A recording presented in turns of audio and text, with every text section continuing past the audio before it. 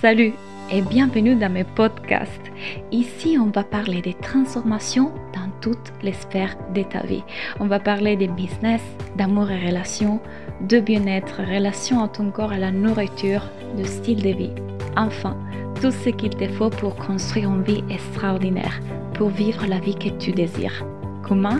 À transformer tes pensées en sphère à la fois.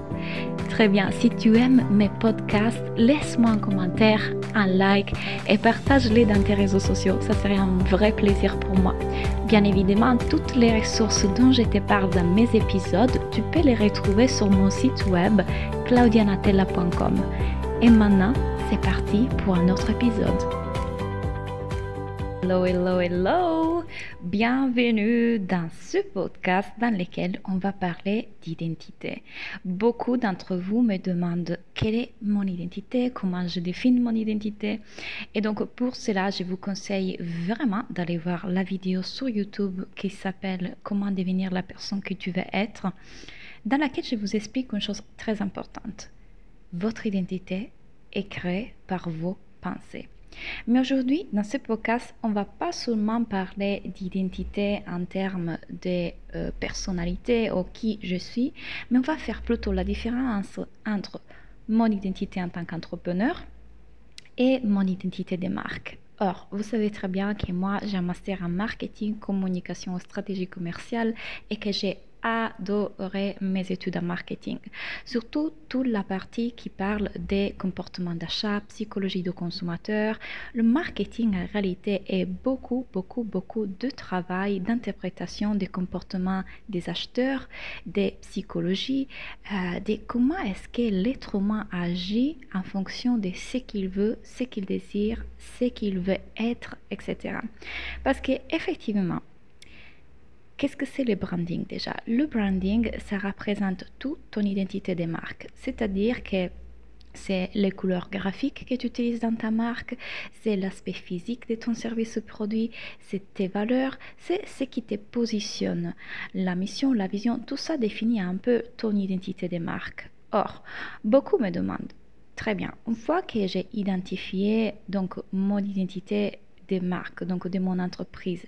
Est-ce que cela correspond à mon identité d'entrepreneuse? Parce que, bien évidemment, je parle à la plupart d'entre vous qui ont des services, donc qui sont coachs, qui sont thérapeutes, profs de yoga, décoratrices d'intérieur, artistes, etc. Donc, beaucoup d'entre vous me disent, si je vends du service, alors mon identité d'entrepreneuse devient aussi mon identité de marque, n'est-ce pas? Et c'est exactement ça qu'on va explorer aujourd'hui. Donc, en marketing, il y a un exercice extrêmement intéressant qui s'appelle les prismes des marques. Et dans les prismes des marques, on considère beaucoup de choses par rapport au branding, par rapport à l'identité, par rapport aux valeurs. Mais surtout, il y a une partie dans laquelle il faut qu'on comprenne comment est-ce que l'acheteur se ressent une fois qu'il a acheté notre produit. Donc, la marque doit se poser cette question. Comment est-ce que l'acheteur se ressent, donc qu'est-ce qu'il pense à propos de soi-même une fois qu'il a acheté mon service ou mon produit? Et cette question est extrêmement intéressante parce que c'est comme ça qu'il fonctionne l'être humain. On définit notre identité par rapport au monde extérieur. Donc, je définis qui je suis parce que j'utilise des choses qui ne sont pas en plastique, donc zéro déchet. Je définis qui je suis parce que j'utilise que Apple. Je définis qui je suis en comparaison aux autres, en appartenance à un groupe et en me différenciant des autres. Pardon. Donc, une marque qui a très bien compris ce comportement humain a compris aussi que la plupart des êtres humains, quand ils achètent, ils le font pour confirmer et affirmer leur identité. Donc, pas seulement il faut se poser la question comment est-ce que je veux que les clients se sentent lorsqu'ils achètent mes services, mais aussi comment est-ce que les clients pensent se sentir quand ils achètent mes services, que c'est bien différent. Parce que moi, en tant que marque, je peux vouloir que mon client, en achetant mon service, se sent confiant, mais quand le client achète mon service, en réalité, il se sent en paix. Donc, c'est très différent. Moi, qu'est-ce que je veux que l'autre ressent et l'autre, qu'est-ce qu'il ressent effectivement lorsqu'il achète mon service. Et bien évidemment, on n'a pas le contrôle sur les pensées des autres. Et ça, c'est une leçon importante que vous avez besoin d'enregistrer aussi bien dans la vie que dans l'entreprise. Parce que vous n'avez pas le contrôle sur les autres. Vous n'avez pas la possibilité d'influencer, changer, transformer les pensées des autres. La seule personne qui peut transformer ses pensées, qui peut les modifier, qui peut les changer, c'est la personne qui les pense. Donc, c'est très difficile pour une marque de dire comment est-ce que le client se sent lorsqu'il achète mon produit, parce que ça peut être quelque chose de très spécifique à la personne. Sauf qu'on peut se baser sur ce qui est 90% de la population et 90% de ce qui pensent les gens. Par exemple, si moi j'ai un spa et que dans mon spa, je le remplis des tableaux dans lesquels on y va représenter des petits bébés dans les fleurs, dans les champs, dans des cadres très zen, je sais que 90% de la population, quand il va voir ces tableaux, va dire «Oh, mais c'est trop mignon, qu'est-ce que c'est beau», etc. Par contre, il y aura sûrement aussi une partie des populations qui, en rentrant dans mon spa avec mes tableaux, avec des bébés représentés, va se dire «Oh non, ça me fait penser à mes enfants, je suis tellement fatiguée, je viens ici justement pour déconnecter, surtout pas penser au fait que je suis une maman débordée». Ou alors une autre personne peut penser «Ah, ça fait des mois que j'essaie d'avoir un bébé avec mon compagnon, j'y arrive pas». Et en voyant ces tableaux, la sensation que je n'ai, c'est de la frustration. Alors qu'on ne veut surtout pas ça quand quelqu'un rentre dans notre spa, n'est-ce pas? Donc, finalement, on n'a pas le contrôle sur ce que les autres pensent, mais on peut se baser sur ce que la majorité des gens peuvent penser. Donc, on ne peut pas influencer les pensées des autres, mais on peut quelque part envoyer une information qu'on sait que la plupart du monde interprétera comme nous on veut qu'elle soit interprétée. Donc, comment est-ce que finalement on peut faire la différence entre l'identité de la marque et notre identité? Et c'est là qui est super intéressant. En faisant cet exercice sur moi-même, je me suis rendu compte d'une chose. Comment est-ce que je veux que mes clients se ressentent lorsqu'ils achètent mes services? Je veux qu'ils se sentent audacieux. Je veux qu'ils se sentent confiants. Je veux qu'ils se sentent que tout est possible. Je veux qu'ils se sentent forts. Je veux qu'ils sentent qu'ils sont en train de faire quelque chose de merveilleux, plein d'amour envers soi-même. Et ce qui est très, très curieux, c'est qu'effectivement, toutes ces choses-là me définissent moi en tant qu'entrepreneuse. Si moi je devais me décrire quelle est mon identité d'entrepreneuse, je vous dirais exactement les mêmes choses. Donc, j'en déduis que si on veut savoir, en tant qu'entrepreneur de bien-être, thérapeute, coach, décoratrice d'intérieur, prof de yoga, comment est-ce qu'on veut que les clients se ressentent quand ils achètent nos services, il nous faut tout simplement penser à comment est-ce que nous sommes. Et je vous explique pourquoi ça c'est vrai. Parce que lorsque vous devenez thérapeute, lorsque vous devenez prof de yoga, naturopathe, etc., vous le devenez parce que vous avez essayé un outil qui a quelque part transformé votre vie, qui vous a fait du bien, qui vous a transformé. Donc, bien évidemment, votre souhait, c'est de partager cet outil, partager ces connaissances, ce que vous avez appris pour aider les gens à arriver là où vous êtes aujourd'hui.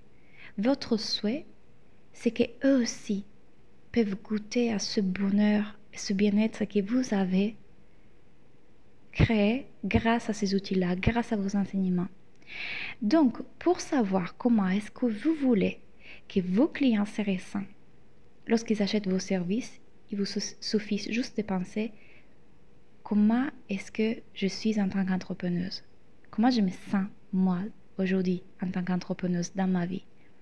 Et finalement, donc on peut dire que l'identité de marque correspond à votre identité qu'entrepreneuse. Les deux vont avec lorsque vous êtes dans les services, lorsque vous êtes des entrepreneurs du bien-être. Et là, cet exercice est super puissant parce qu'on comprend bien une chose. Ma communication est beaucoup plus simple. Parce que tout ce qu'il me faut pour pouvoir faire comprendre aux personnes que je peux les aider à se ressentir comme ils veulent se ressentir grâce à mon service, c'est juste de montrer comment je vis ma vie.